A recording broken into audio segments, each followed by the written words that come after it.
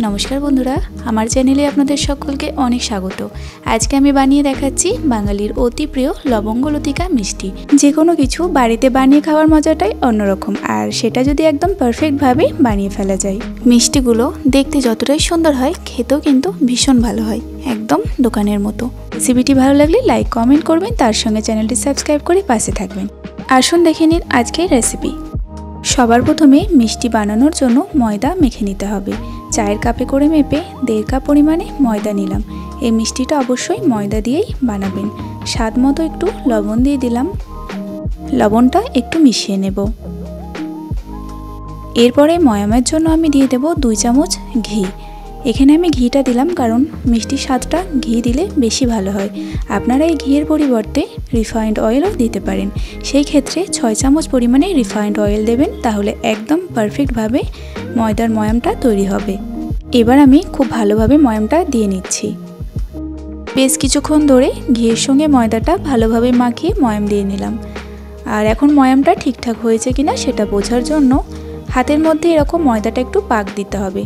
খুব সহজে পাক হয়ে যাবে, আবার সহজেই এভাবে ঝুড়ো হয়ে ভেঙে যাবে। তখনই বুঝতে হবে ময়দাটা একদম ঠিকঠাকভাবে ময়াম দেওয়া হয়েছে। এখন অল্প অল্প নর্মাল জল দিয়ে ময়দাটা মেখে নেব। এখানে আমি নর্মাল জল দিয়ে ময়দা মাখছি, কোনো রকম গরম জল দিয়ে মাখছি না। আর অল্প অল্প জল দিতে হবে আর ময়দা মেখে নিতে হবে। আর এখানে একটা টাইট ডো বানিয়ে নিতে হবে। ময়দাটা একসঙ্গে মিশে গিয়ে যখন একটা ডোয়ের আকারে চলে আসবে তখন ঠিক এরকমভাবে 1 মিনিট মতো ঠেসে মেখে নেব। 1 মিনিটের বেশি মাখার প্রয়োজন নেই। আর ডোটা কিন্তু টাইট করে বানাতে হবে, মানে লুচি বা রুটির ডোয়ের থেকে একটু শক্ত করে, খুব বেশি যেন শক্ত না হয়। এখন ময়দাটা আমি মেখে নিয়েছি আর একটা টাইট ডো তৈরি করে নিয়েছি। এবার ময়দাটা 10 মিনিটের জন্য চাপা দিয়ে রেখে দেব। আর ময়দাটা মাখার জন্য 1/2 কাপেরও একটু কম জল লেগেছে। এবার আমি মিষ্টির জন্য পুরটা রেডি করে নেব। আর এখানে কিন্তু আমি কোনো রকম খোয়া ক্ষীর ব্যবহার করছি না, আমি দোকানের কেনা মাখা সন্দেশ দিয়ে পুরটা রেডি করে নেব। আপনারা কিন্তু বাড়িতে খোয়া ক্ষীর বানিয়ে সেটা দিয়ে পুর করতে পারেন, কিংবা দোকান থেকে খোয়া ক্ষীর কিনে এনেও সেটা দিয়েও পুর করে নিতে পারেন। সন্দেশটাকে একটু নরম করে মেখে নেব, তাই 1/2 চামচ পরিমাণে উষ্ণ কুসুম গরম জল দিয়ে মেখে নিচ্ছি। আর পুরটা মেখে নেওয়ার পর ঠিক এরকম দেখতে হয়েছে।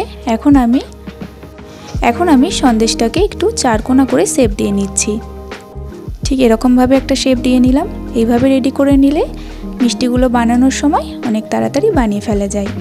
আর এই মাখা সন্দেশের স্বাদ কিন্তু ভীষণ সুন্দর হয়। আর এইভাবেই আমি সবগুলো পুর রেডি করে নিলাম। এদিকে ময়দাটা 10 মিনিট রেস্টে রাখার পরে খুব ভালোভাবে সেট হয়ে গিয়েছে। এখন এর থেকে লেচি কেটে নিতে হবে। আর খুবই সিম্পল, লেচিগুলো কেটে নিতে হবে লুচির লেচির মতো। যেভাবে লুচির লেচি করে থাকি সেরকমভাবেই কেটে নিচ্ছি। আর এখানে আমি মোট 10 পিস মতো লেচি কেটে নিয়েছি। একটা লেচি তুলে বাকিটা চাপা দিয়ে রেখে দিলাম। এবার আমি বেলুন চাকির ওপর কিছুটা পরিমাণে শুকনো ময়দা ছড়িয়ে দিলাম। এবার আমরা যেভাবে লুচি বানিয়ে থাকি ঠিক সেরকমভাবেই একটা লুচির আকারে বেলে নিতে হবে।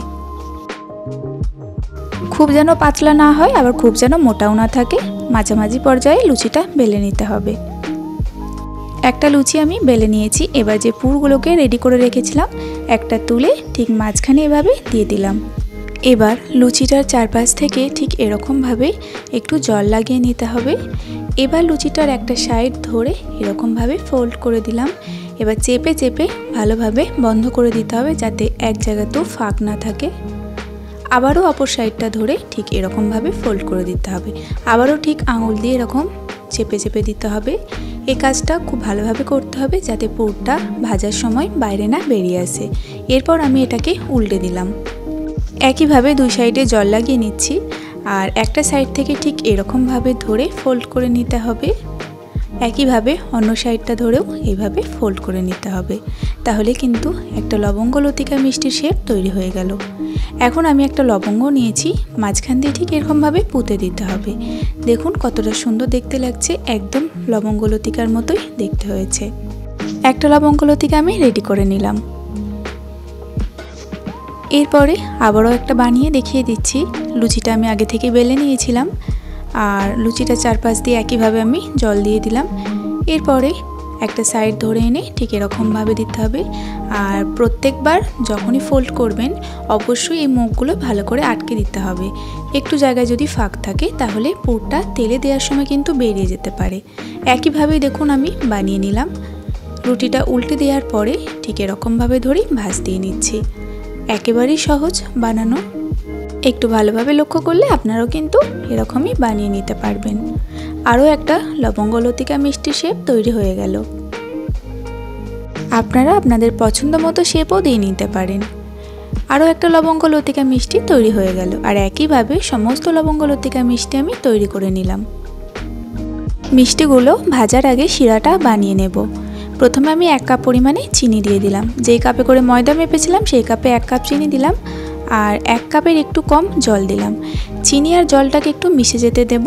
2টো গোটা এলাচ ফাটিয়ে দিয়ে দিলাম।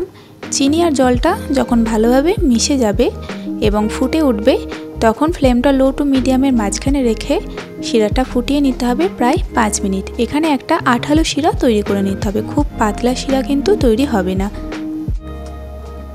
5 মিনিট মতো আমি লো টু মিডিয়ামে রেখে শিরাটা ফুটিয়ে নিয়েছি। এখন শিরাটা তৈরি হয়ে গিয়েছে, এখন আমি নামিয়ে রেখে দেব।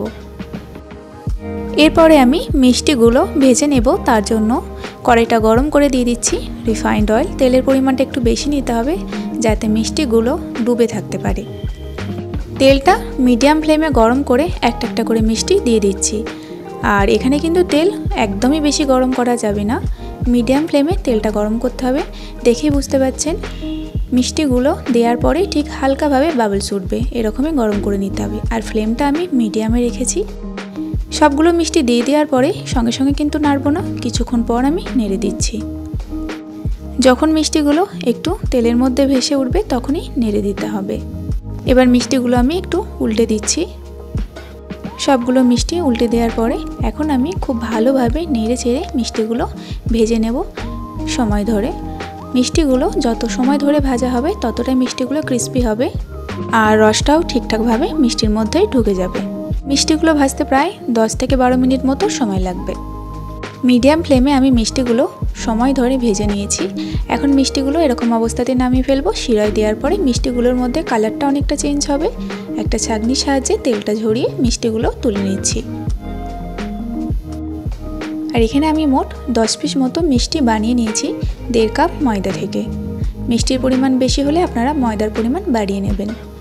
এবার যেই শিরাটা আমি আগে থেকে বানিয়ে রেখেছিলাম সেই শিরার মধ্যে মিষ্টিগুলো দিয়ে দিলাম। গরম অবস্থাতেই মিষ্টিগুলো শিরার মধ্যে দিয়ে দিতে হবে। এবার উল্টে পাল্টে একটু নেড়ে চেড়ে দিতে হবে। এই সময় যদি শিরাটা একটু ঠান্ডা মনে হয় তাহলে একটু গরম করে নিতে পারেন। এবার আমি চাপা দিয়ে 1 মিনিট রেখে দেব। 1 মিনিট মতো চাপা দিয়ে রাখার পরে এখন মিষ্টিগুলোর মধ্যে শিরাটা খুব সুন্দরভাবে ঢুকে গিয়েছে। এখন কিন্তু মিষ্টিগুলো একদম তৈরি।